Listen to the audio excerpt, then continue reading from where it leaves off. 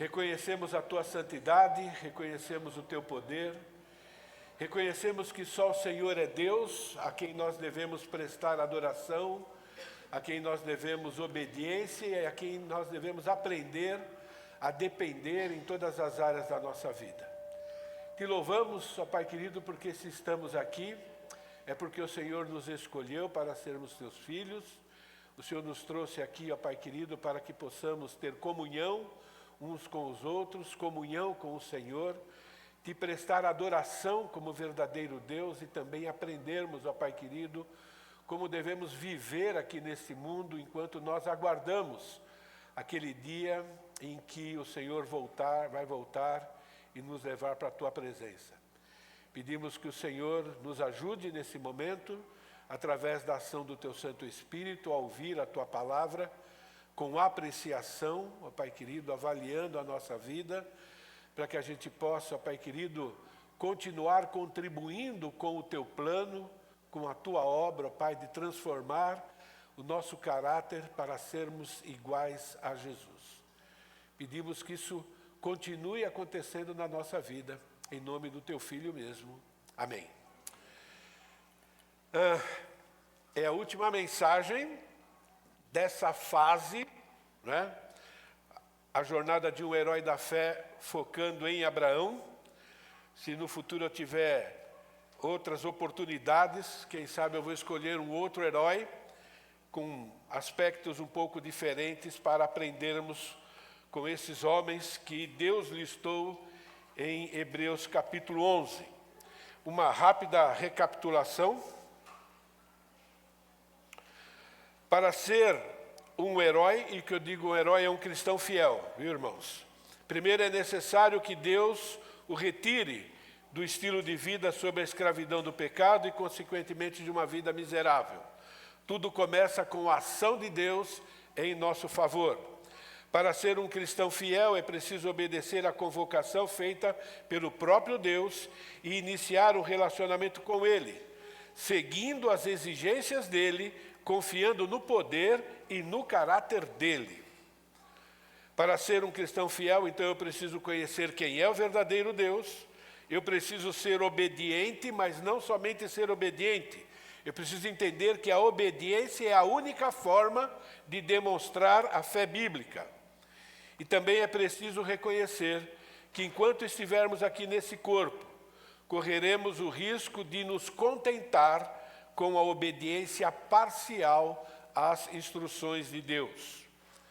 Hoje, quero falar sobre a terceira ação que nós precisamos ter e manter para sermos cristãos fiéis.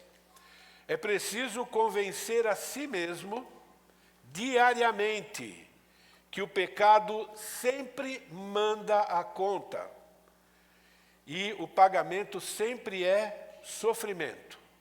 Sofrimento para as pessoas que você ama e sofrimento para si mesmo. E Abraão e Sara experimentaram isso na vida, e certamente esse acontecimento contribuiu muito para o crescimento de Abraão e de Sara.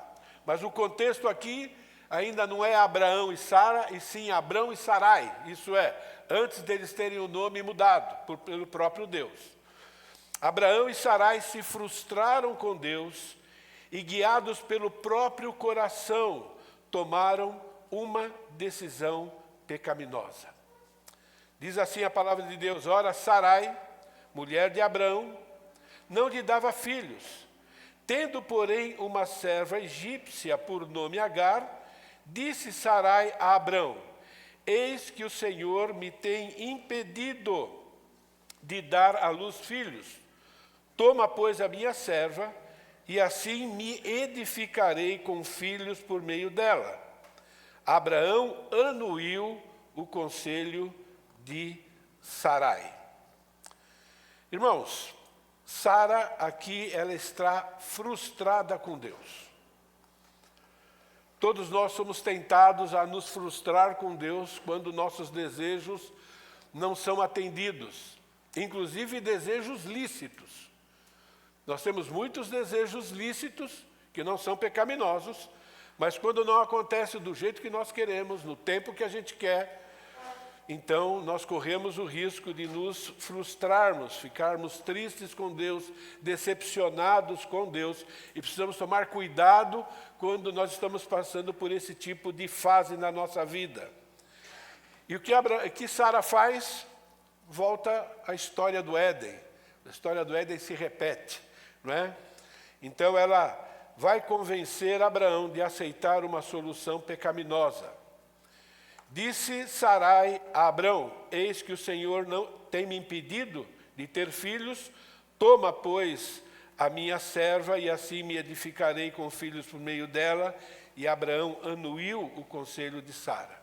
3 verbos: disse, toma e anuiu. Mostra alguns ensinamentos para nós. Primeira pergunta: de onde Sara tirou essa ideia, né, de usar a sua serva? Cuidado com a expressão que eu vou usar, né? É usado aí, barriga de aluguel. Né? Da onde veio esse pensamento dela? Da onde veio esse plano dela? Nós vemos que através das Escrituras, esse procedimento ele foi usado posteriormente. Foi usado pelas esposas de Jacó, né? Foi usada por Raquel e por Lia. E Lia nem era estéril, mas havia uma competição entre elas, né? Achando que ia ganhar o coração do marido, dando filhos, e isso foi usado muitas vezes. Então, provavelmente, gerar filhos usando serva e usando concubina era uma prática aceitável naquela sociedade. Não significa que é uma prática aceitável por Deus. E é muito importante que nós entendamos isso. Da mesma forma que no Antigo Testamento a gente vê homens de Deus tendo várias mulheres. Era uma prática, mas não significa que Deus apoia, que Deus concorda com isso. Então, esse verbo disse Sara para Abrão tem um significado muito importante. Significa que ela pensou, ela bolou um plano, né? Ela sabia qual é a intenção que ela desejava, aquilo que acontecesse. Ela argumentou sobre aquilo que ela desejava. Não significa que foi uma conversa assim de, né, uma noite, né, teve essa ideia brilhante, né, e foi falar com Abraão. Não, houve lá um bom tempo, né, de conversa a respeito disso, ok? É muito importante, irmãos, que nós entendamos que toda comunicação, tudo que sai da nossa boca, toda conversa, toda fala, sempre tem uma intenção. Sempre tem, né? Toda intenção vem de um coração corrompido pelo pecado. Nós temos que entender que nós temos uma velha natureza, ok, que está sempre em ação, né? Nós temos ainda um coração enganoso, um coração que mente para nós o tempo todo, e só tem um jeito de lidar com esse coração. Diante de cada pensamento, de cada plano, nós temos que passar por um exame minucioso da palavra de Deus. Então, quando nós tivermos alguma intenção, alguma conversa, queremos resolver algum problema, ok? Nós temos que primeiro perguntar para a Bíblia, para Deus, como é que eu tenho que agir nessa situação. E nós acreditamos que a Bíblia é suficiente. A Bíblia tem todas as respostas para os nossos problemas existenciais. E normalmente o que vem em primeiro lugar na nossa mente, não é, são coisas do mundo, por causa da velha natureza. Às vezes coisas que são pecaminosas, mas nós nem percebemos que é pecaminosa, porque o mundo pratica isso, ok? E a gente é meio que esponja, e às vezes já crê em algumas dessas soluções. Então precisamos tomar cuidado com isso. O verbo disse está no modo imperfeito. Significa o quê? Significa que houve várias conversas e depois houve uma conclusão. Então, foi algo que foi pensado, foi algo que foi avaliado, não é? Então, Sara aqui está apresentando para Abraão uma possível solução pela esterilidade dela. E está dizendo: Abraão, temos que resolver esse problema. Eles discutem esse motivo, ok? E é importante que a gente entenda que não foi uma decisão assim, intempestiva, não foi uma decisão assim, foi uma decisão muito bem pensada, né? Foi conversado e foi discutido. Sarai e Abrão atribuíram corretamente que Deus, em sua soberania, fez com que Sarai fosse estéril. Isso é uma verdade. Quando Sara falou assim, olha, o Senhor não tem me permitido, é verdade. Estava conversando com algumas pessoas, eu estava com uma cirurgia marcada e essa cirurgia foi cancelada pela médica. Logo veio na minha cabeça, quem cancelou foi Deus. Eu não sei o motivo, mas eu sei que foi para o meu bem. Ponto final. Agora eu preciso orar para saber o que eu faço. Então, tudo realmente está debaixo do controle de Deus. Então, por exemplo, nós temos um texto bíblico, que muitas vezes as pessoas tentam defender Deus como se Deus precisasse ser defendido, como se Deus fosse injusto, mas Ele não é. Êxodo 4:11, respondeu o Senhor, quem é que faz a boca do homem? Conhecemos aqui o contexto. Moisés não quer ir, não quer voltar para o Egito, não quer obedecer a Deus, e começa a dar um monte de desculpa. Quem é que faz o mudo ou o surdo, ou o que vê ou o cego? Não sou eu o Senhor? É uma resposta, são perguntas retóricas. É Deus sim, e Ele sempre é justo, Ele sempre é perfeito, e tudo que Ele faz, não tem mancha nenhuma de pecado. Salmo 139 diz que Deus nos formou dentro lá do interior, É como se Ele tivesse nos tricotado lá no ventre da nossa mãe. É Ele que faz todas as coisas. O que nós esquecemos é que todas as imperfeições humanas são resultado de Deus estar cumprindo a sua palavra. Ao nosso casal representante, lá no Éden, quando ele diz, o dia que você comer, você vai morrer. E como é que as pessoas morrem? Morrem através de enfermidade, defeitos e assim por diante. Então isso faz parte do plano de Deus, porque Deus é justo. Por isso que muitas pessoas ainda vão para o inferno, por não reconhecerem Jesus como Senhor e Salvador. E não vão poder acusar não vão poder acusar Deus de ser malvado, de ser exagerado. Ele está sendo justo, Ele está sendo correto diante daquilo que é pecado. Então, Deus está diretamente envolvido nos efeitos do pecado. Nós temos que lidar com os efeitos do pecado todos os dias. Não somente através de problema físico nosso, mas injustiças que acontecem. Nós vivemos num mundo assim. Deus está controlando isso, mas Ele não vai impedir que isso nos atinja. Todo sofrimento vem com uma enorme dose de misericórdia e longanimidade de Deus. É assim que a gente tem que pensar. Por isso que a palavra de Deus diz, todas as coisas contribuem para o bem. O bem lá é sermos conforme a imagem do seu Filho. Então, as injustiças que nós sofremos e que nós causamos, também são usadas por Deus para trabalhar no coração das pessoas envolvidas. É isso que nós precisamos crer. Então, é muito importante que a gente entenda que, por sermos pecadores, nós nem deveríamos ter o direito de desfrutar daquilo que nós estamos desfrutando hoje. Um dia lindo, maravilhoso, temos o que comer, temos o que vestir. Nós não merecemos isso. É que nós achamos que merecemos. Nós não merecemos. É porque Deus é extremamente longânimo com a sua criação e de maneira muito mais especial para com os seus filhos. Deus é longânimo para com os descrentes. E tem muito mais cuidado ainda por nós. Sarai aqui, ela está correta em concluir que o Senhor deixou estéril até aquele momento. Mas uma pergunta é importante para nós agora. O que vamos fazer diante da realidade que durante a nossa passagem aqui neste mundo, teremos que lidar com os efeitos do pecado? O que nós vamos fazer diante disso?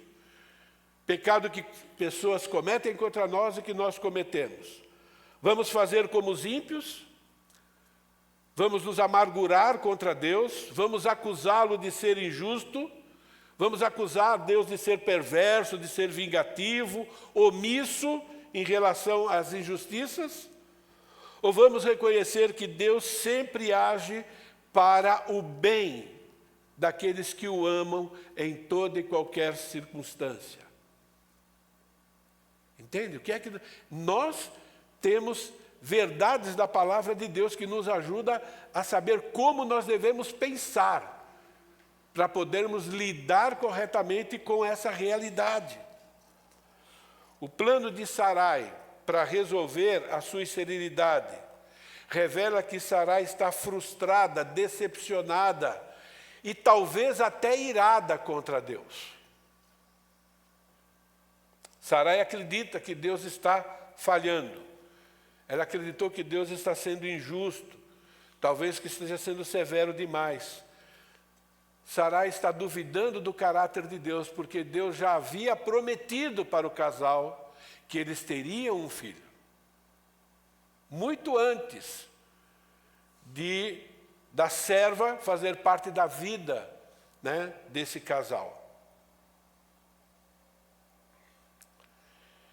Diante dos efeitos do pecado, as nossas ações revelam se cremos que Deus é justo e misericordioso ou injusto e perverso. Demonstramos nossa fé em Deus quando escolhemos seguir as instruções de Deus ao invés da nossa própria lógica. Temos que voltar para a palavra de Deus, entender o que a palavra de Deus ensina. Quando nós estudamos sobre ídolos do coração, essa frase não é minha, nós aprendemos lá, né? Faço o que faço porque quero o que quero.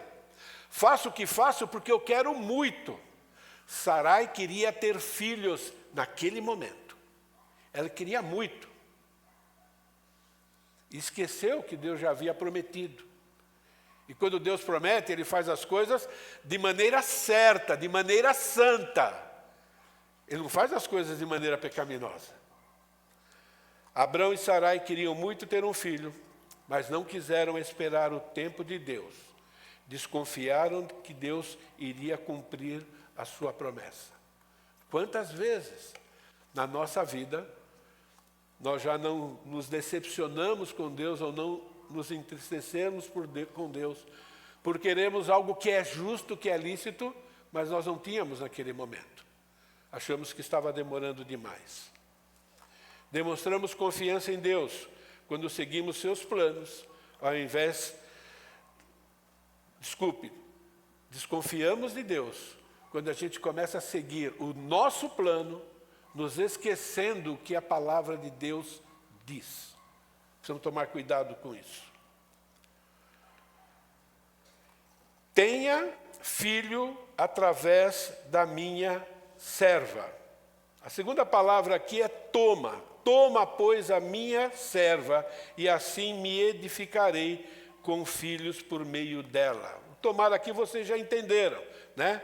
Tenha ela, né, para gerar um filho, tenha relacionamento com ela.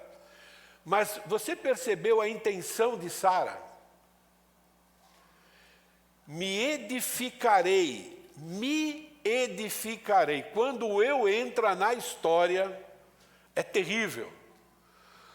O falso Deus que mais compete com o verdadeiro Deus, na língua portuguesa, só tem duas letrinhas. Eu. Me edificarei. Sara estava pensando em quem aqui? Exclusivamente em quem? Só nela. Ela agora é o centro. Ela agora é o Deus da vida dela. A sabedoria humana, irmãos, para resolver as frustrações, sempre é motivada pelo egoísmo. Sempre. A sabedoria humana, para lidar com os problemas, com as frustrações, sempre é regido pelo Deus chamado eu. Não tem jeito. Ela está motivada pelo amor a si mesmo. Não importa o que vai acontecer com o próximo. Não importa o que pode acontecer com Agar. Tudo aquilo que ela vai ter que enfrentar, tudo aquilo que ela vai lidar. Imagine, né? Se ela imaginou, depois esse filho aqui vai ficar comigo. Consegue imaginar uma boa dose de perversidade na intenção de Sarai, que talvez ela nem tenha percebido. A sabedoria humana sempre foca primeiro em si mesmo, quebra todos os mandamentos, que Jesus resumiu em 2, não é? Não se importa com a palavra de Deus, então ignora Deus, e não se importa com o próximo. Importa que eu tenha o meu desejo satisfeito. E se você perceber, é uma decisão muito estúpida, muito tola. Se parasse para pensar um pouquinho mais biblicamente, sabia que ia ter um monte de problema, não é? A sabedoria para resolver as nossas frustrações são tolas, estúpidas, burras, sempre causará danos, sempre vai causar sofrimento, sempre, mais cedo ou mais tarde, vai causar. Interessante, né? O verbo toma aqui está no modo imperativo. Sara, ela está na lista de heróis de uma mulher exemplo de submissão. Não significa que ela era perfeita, como todos nós, entende? Não significa que não houve momentos em que Sara agiu com a velha natureza e encostou o marido na parede. Quem é casado, eu creio que já experimentou isso algumas vezes na vida, porque somos pessoas imperfeitas aprendendo a sermos perfeitos. Imperativo, Sara aqui exigiu. É como colocou Abraão na parede, ou ela ou eu, ou a gente tem filho, ou não sei, mas foi assim, colocou Abraão lá na parede, né? Quando nós nos frustramos com Deus, tomamos decisões pecaminosas e tentamos convencer pessoas a concordar conosco. Tentamos manipular, tentamos colocar a pessoa contra a parede, porque nós queremos muito aquilo que nós queremos. Eu fico imaginando, talvez Sara, não, Abraão, acho que você não me ama. Abraão discutindo lá, talvez, estamos aqui imaginando, né? Eu sou casado, eu sei como é, minha esposa também sabe como é que eu sou, né? Eu sei manipular a minha esposa, ela sabe me manipular também, a gente fica esperto. Gente, nós somos seres humanos, e às vezes nós nem percebemos isso. Então é muito importante, por isso que a palavra de Deus tem que ser o centro. Quando estamos descontentes com a situação em que Deus nos coloca, corremos o risco de tomarmos decisões pecaminosas e convencer outros a fazerem o mesmo. Se vocês pegarem Romanos capítulo 1, 2 e 3, que fala sobre a obrigação humana de reconhecer que Deus existe através da criação, eles decidem ao contrário. Lá no último versículo diz que eles não somente faziam isso, mas estavam convencendo outros a fazerem o mesmo. É uma tática antiga essa, não é? Somos tentados a tomar decisões pecaminosas quando nós queremos algo que nós acreditamos que é uma necessidade. Se fosse uma necessidade, Deus já teria dado. Entende? É um desejo forte, é um desejo lícito, mas não é uma necessidade ter filhos ou não ter filhos. Porque Deus prometeu suprir todas as nossas necessidades do jeito dele, não é? Irmãos, e quando uma decisão pecaminosa é tomada, não tem jeito, é sofrimento, às vezes imediato, às vezes em médio e longo prazo. Abraão e Sarai fracassaram quanto ao papel deles, os dois, de líder e de auxiliadora. Deus planejou o casamento para que marido e esposa sejam instrumentos de Deus na vida um do outro, para edificação, para sermos parecidos com Jesus, para trabalhar um na vida um do outro. Diz que Abraão anuiu. Essa palavra no original significa que ele ouviu com atenção, ele analisou e no fim ele concordou. Ele não foi forçado, não foi uma decisão sem pensar, não foi induzido, ele aceitou, e tem a palavra conselho lá, né? Ele aceitou aquele conselho pecaminoso. Nós não temos informações suficientes, eu creio de propósito, para saber se Abraão foi convencido por Sara e Abraão também estava frustrado com Deus, nós não sabemos. A decisão revela que ele anuiu com Sara, então eu penso que ele no final concordou, Deus está falhando com a gente, mas pode ser que não, porque nós não temos informação suficiente. Mas o que significa é que ele aceitou, né? Cuidado com o que eu estou dizendo, a liderança de Sara. Ele se omitiu aqui, mas ele tomou uma decisão no final. Ele concordou com o plano. Se foi para contentá-la, se foi convencido de que Deus havia falhado, nós não sabemos, mas deve ter sido uma dessas duas situações. Uma coisa é certa, Abraão, como líder do seu lar, ele tomou uma decisão pecaminosa. Aqui Abraão foi um mau líder e Sarai uma má auxiliadora. É muito importante que nós entendamos o nosso papel e é muito importante que nós entendamos que muitas vezes, para fazer o que Deus quer, nem sempre no lar haverá plena paz. Não por um tempo, é preciso entender que faz parte. Ambos fracassaram no cumprimento das suas responsabilidades. É isso que aconteceu.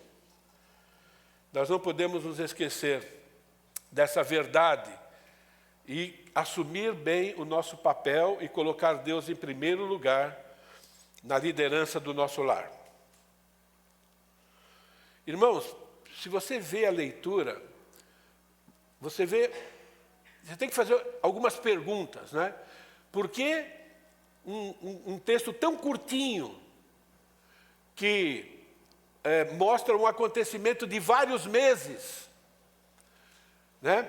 Nós temos apenas duas informações que são as principais. Aquilo que Sara planejou e logo em seguida começa a mostrar que foi tudo errado. Então Sarai, mulher de Abrão, tomou Agar, a egípcia, sua serva, e deu-a por mulher a Abraão, seu marido. Depois de ter habitado por 10 anos na terra de Canaã, ele a possuiu e ela concebeu. Olha só. E depois, vendo ela que havia concebido, foi sua senhora por ela desprezada. Nós estamos falando aqui de evento de meses. Ela concebeu, a barriguinha começou a crescer, e ela começou a... Por que que Deus coloca essa informação nessa história de maneira tão resumida? Está nos ensinando, irmãos. Decisão errada, a consequência acontece. Não tem jeito. É muito importante que nós creiamos nisso. Né?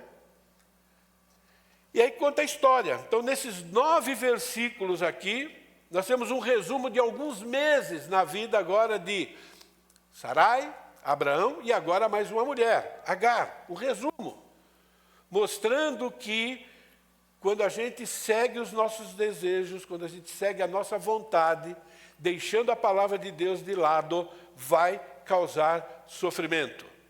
Primeiro resultado, sofrimento imediato em todos os envolvidos. Sarai passa a ser desprezada por Agar. Agar aqui se considerou agora tão importante, ou talvez até mais importante que a esposa de Abrão. Algo natural. Descrente, cultura egípcia, não conhece Deus, agiu, né? Agar passa agora a desrespeitar Sara, não somente deixou de cumprir as suas tarefas de serva, como começou a faltar com respeito e maltratar Sara. Disse Sara a Abraão: seja sobre ti a afronta que se me faz a mim. Essa palavra afronta significa que é algo cruel. Sara está sofrendo uma injustiça. Não é aquela falta de respeito só de ignorar a pessoa, né? Mas é um ataque em relação à pessoa. O que Sarai, impressionante, né? O que Sarai acreditava que produziria nela edificação, eu serei edificado através dela me dando filhos, na verdade agora é o contrário. Sarai agora está passando vergonha. Aquela serva agora se colocou acima dela. Ela está passando vergonha, né? Ela antes já tinha vergonha de ser estéril. Ela trouxe ainda mais vergonha sobre ela. Era desprezada e tratada com crueldade pela sua serva. A alegria proporcionada pelo pecado, irmãos, sempre é assim, ó, pequenininho. A alegria que o pecado pode proporcionar normalmente é uma alegria instantânea, que passa também instantaneamente. Depois vem vergonha, desprezo, sofrimento. Não importa o pecado, o resultado é sempre o mesmo. Agora, existe um conflito entre Sarai e Abraão. Não somente a serva, né, virou um problema, mas um virou problema para o outro. Sarai disse a Abraão: seja sobre ti a afronta que me faz. Eu te dei a minha serva para possuíres, ela, porém, vendo que concebeu, desprezou-me. Julgue o Senhor entre mim e ti. Essa afirmação aqui, irmãos, seja sobre ti a afronta, significa que Sarai também está culpando Abraão pelo tratamento recebido. Talvez ela está dizendo: Abraão, você não reparou o que ela está fazendo comigo? Você não está vendo o que está acontecendo aqui? Você não está fazendo nada. Estou imaginando, irmãos. Tá bom? Né? Percebe? Talvez Abraão pecou por omissão. Talvez ele tenha visto. E agora o que eu faço? Né? Está carregando meu filho na barriga. Né? Agora faz parte da nossa família. Não sei se ficou sem dormir. Se ele é que nem eu, ficou um bom tempo sem dormir, sabe? Lidando, né, com seus pensamentos e tudo mais. E aí o que acontece depois? A história. Aí vira. Sarai agora passa a oprimir e afligir Agar. Mandou ela embora até que ela desistiu. Falou: vou embora. Então imagine o que acontece para uma mãe que está lá no deserto, né, com aquela família, ok? Então agora virou, agora Sarai é contra ela. Para ela sair de lá, correndo risco de vida, significa que a opressão foi forte de Sarai contra Agar também. Irmãos, o pecado faz isso. O pecado produz inimizade, produz sofrimento. A gente nem pode imaginar. Esse é o primeiro resultado. O segundo resultado de ações pecaminosas, sofrimento futuro aos que pecaram, e nesse caso, os filhos. Então, aqui, Gênesis capítulo 21, 15 anos depois, veio o segundo boleto da conta do pecado. E eu nem coloquei aqui ainda um boleto que está sendo pago durante toda a vida de Israel. Porque Ismael persegue Israel, ou persegue, entre aspas, né, Isaac até hoje. As guerras que existem têm a ver com isso. Nós vamos ficar com esse 15 anos depois. A segunda parcela da conta, Gênesis 21. Isaac cresceu e foi desmamado. Uma criança normalmente era desmamada aos 3 anos de idade. Normalmente, naquele contexto lá, tá bom? Nesse dia em que o menino foi desmamado, deu a Abraão um grande banquete. Era costume. Passou pela fase mais perigosa da vida. Sobreviveu. Né? Vamos fazer uma festa. Uma certa independência agora. Né? Vendo Sarai que o filho de Agar, o primogênito de Abraão aqui, hein? Tá bom? A egípcia, o qual ela dera à luz a Abraão, caçoava de Isaque, Disse Abraão: rejeita essa serva e seu filho, porque o filho dessa escrava não será herdeiro com Isaque, meu filho. Pareceu isso muito penoso aos olhos de Abraão, por causa do seu filho. Disse, porém, Deus a Abraão: não te pareça isso mal por causa do moço e por causa da serva. Atende a Sara, em tudo o que ela te disser, porque por Isaque será chamada a tua descendência. Então o que nós vemos aqui? Primeiro, nova crise familiar. 15 anos depois, tá bom? Algo que destaca. O menino cresceu, o menino foi desmamado, ok? Ismael agora está perseguindo aquele irmão mais novo. Não era um bullying só, tá bom? Não era um simples tirar sarro do menino, não era um simples caçoar, ok? Mas foi um tipo de perseguição.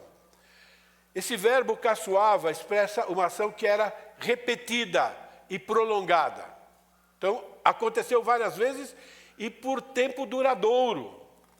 O Novo Testamento nos dá mais informações. Gálatas capítulo 4, versículos 28 a 31, diz assim: vós, porém, irmãos, sois filhos da promessa como Isaque. Então ele usa agora Isaque como fazendo parte dos eleitos e Ismael dos não eleitos. Ele usa essa figura para ensinar algo para nós, cristãos hoje, que somos filhos de Deus, porque Deus nos escolheu para isso, não é? Versículo 29, como porém outrora o que nascera segundo a carne, perseguirá ao que nasceu segundo o Espírito, assim também agora. Então, agora nós temos um termo perseguir, significa que Ismael ficava perseguindo Isaque.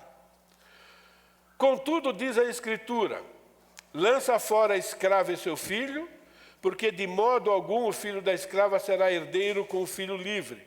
Assim, irmãos, somos filhos não da escrava, e sim da livre. Mas o que eu quero ilustrar aqui são duas coisas. Primeiro, irmãos, a zombaria, caçoar lá, era uma perseguição. Várias ações hostis. Ele maltratava o menino. Ok? Uma aplicação de um princípio bíblico. Os descendentes de Deus, povo de Deus no Antigo Testamento escolhido, nós hoje como igreja, então os descendentes de Deus, representados por Isaque, sempre serão perseguidos pelos descendentes da serpente, representado por Ismael. O mundo sempre irá perseguir os filhos de Deus. Quando você age conforme um cristão deve agir, no meio dos descrentes, você vai sofrer uma boa dose de perseguição. A Bíblia diz que o mundo nos odeia porque odiou primeiro a Deus. Efésios capítulo 6 diz que nós estamos numa guerra espiritual, não é contra a carne e contra a sangue, mas contra os principados e potestades. Então, irmãos, é normal descrentes não gostarem de nós. Toma cuidado quando gosta. Quando o descrente gosta muito de você, toma cuidado.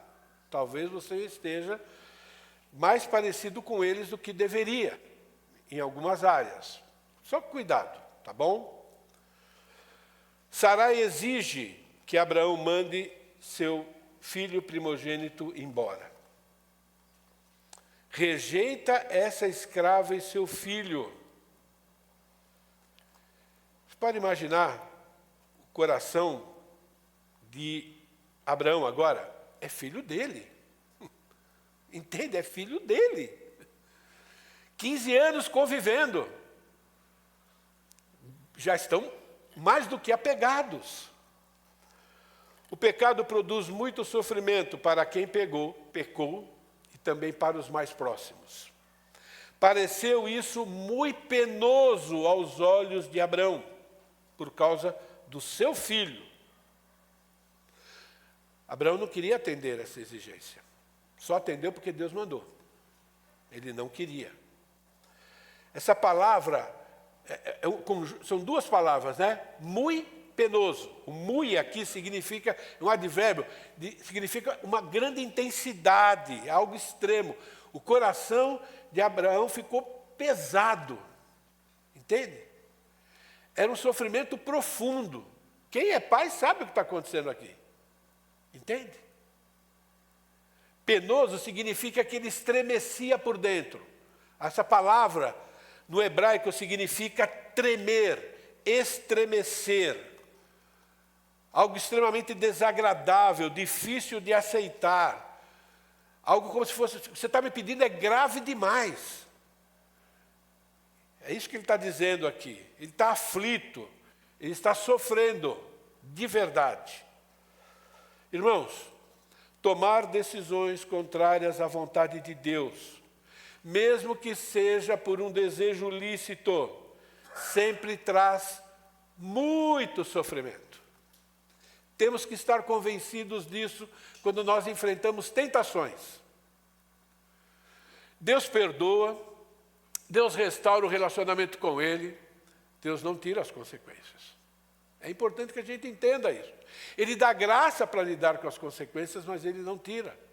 Às vezes a misericórdia dEle faça com que minimize o sofrimento, mas ainda vem o sofrimento. Eu vou ler o que Moody escreveu, um comentário que ele fez em Gênesis 21. Não para o relógio, né?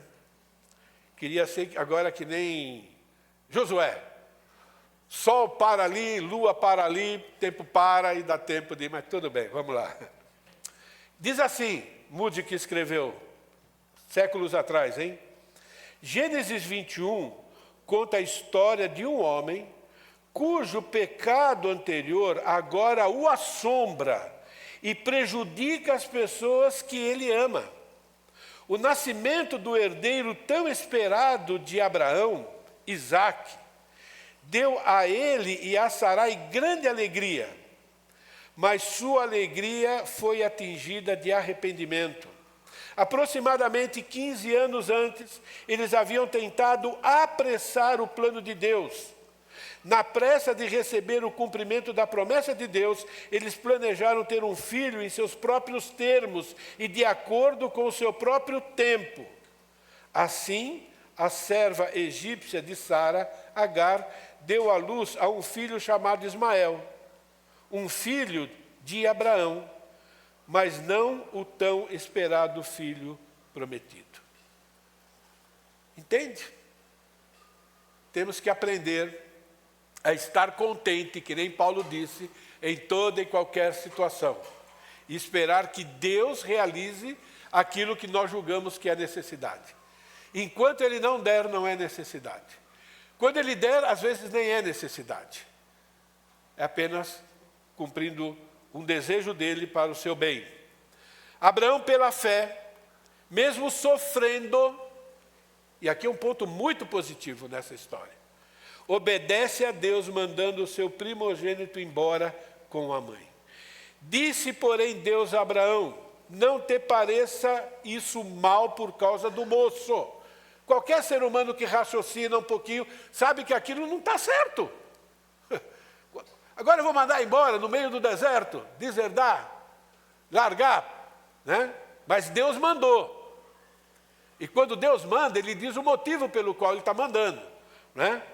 Não te pareça mal por causa do moço, ou por causa da tua serva. Atendei a Sarai em tudo o que ela te disser, porque por Isaque será chamada a tua descendência. Mas agora tem um mas. Mas também do filho da serva farei uma grande nação, por ser ele teu descendente. Está dizendo, Abraão, faz aquilo, porque eu vou cuidar do seu filho. Eu sempre gosto daquele texto, né?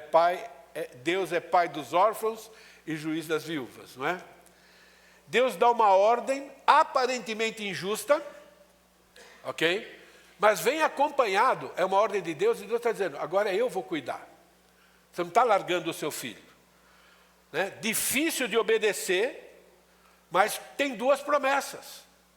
Uma promessa referente a próprio Isaque, tá bom? E outra também uma promessa em relação ao filho dele, o primogênito dele. Isso não tira a dor de Abraão, de ver o filho embora, não tira aquele sofrimento, não tira, ok? Mas, pelo menos, dá graça, dá esperança. E faz com que Abraão tome a decisão que Deus agora está ordenando, não é? Então, Abraão aqui está observando, irmãos, na prática como Deus age. Quando Abraão foi sacrificar, foi colocado de novo, né, o amor ao filho novamente em relação a Isaac, naquele sacrifício, ele já tinha tido essa experiência com Deus. Ele já tinha conhecido mais a respeito de Deus.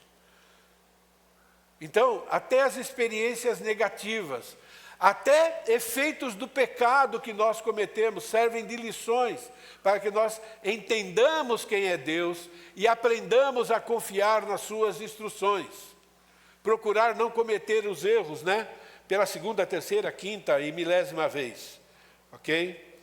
Então, por mais difícil que foi para Abraão, porque foi mandar o primogênito embora, Abraão obedece. Por quê? Ele confia em Deus. Ele está aprendendo a confiar na promessa de Deus. E ele teve uma promessa cumprida. Sara engravidou. Então, bom, se Sara engravidou, ele vai cuidar de Ismael. Está doendo, mas eu vou fazer o que Deus manda. Deus também determina os destinos, ou o destino dos não eleitos. O teólogo Paul Apple escreveu o seguinte: um Deus que não controla tudo, não pode controlar nada. Aqui mostra que Deus está controlando todas as coisas. Deus controla nações, cristãs e não cristãs. Homens e mulheres, crianças, bebês, Deus controla tudo. E tudo que Deus faz é extremamente justo, extremamente correto. Por isso que temos que seguir a sua palavra. Para nós, os eleitos, temos a promessa da maravilhosa graça de Deus. A graça de Deus é derramada sobre nós, dia após dia. Nunca devemos perder de vista, nunca devemos nos esquecer que não merecemos nada de bom da parte de Deus. A palavra mérito tem que ser riscado do nosso vocabulário. Nós não merecemos absolutamente nada, exceto o inferno. Ontem eu pequei, anteontem eu pequei. Eu continuo merecendo o inferno. Entende? A questão é que eu estou debaixo da maravilhosa graça de Deus, o perdão de Deus que convence o pecado e coloca eu, né, para andar com Ele, aprendendo a se arrepender e a mudar de vida. Isso é para vocês também. Então, nós devemos ser extremamente gratos a Deus, independente do se temos ou não temos aquilo que nós achamos que deveríamos ter. Temos que ter isso na nossa mente.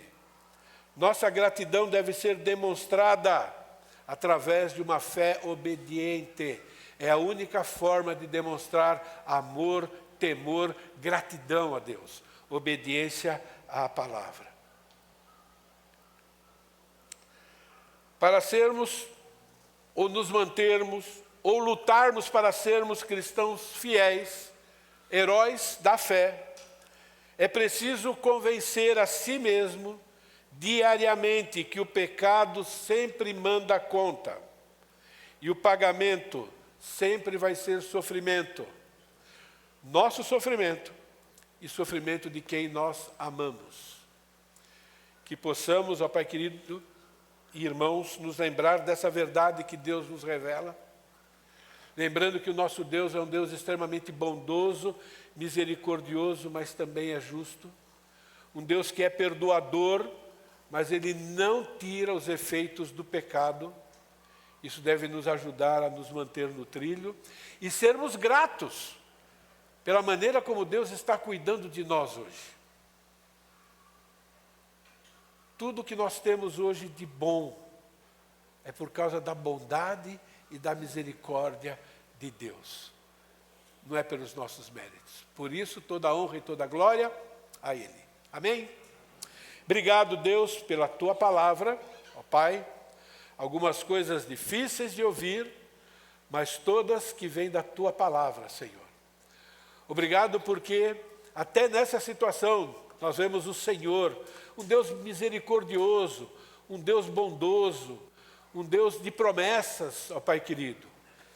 Um Deus que prometeu que aquele que começou a boa obra em nós vai realizá-la. Mas um Deus que também nos exorta, Pai, a contribuirmos com o Senhor nesse teu plano.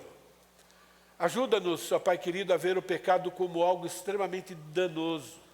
A ver o pecado que vai trazer sofrimento para nós, para os nossos filhos, ó Pai querido, para as pessoas ao nosso redor que nós amamos, ó Pai. Que isso sirva também de incentivo, ó Pai querido, para vencermos as tentações. Mas que o nosso maior incentivo para dizer não ao pecado, que seja o nosso amor pelo Senhor, gratidão, ó Pai querido, pela salvação que o Senhor já nos deu e está garantida, mas também pelo teu cuidado diário, ó Pai querido. Que nós possamos ser obedientes ao Senhor por amor e gratidão para a tua honra e tua glória. Em nome de Jesus. Amém. Intervalo, amados.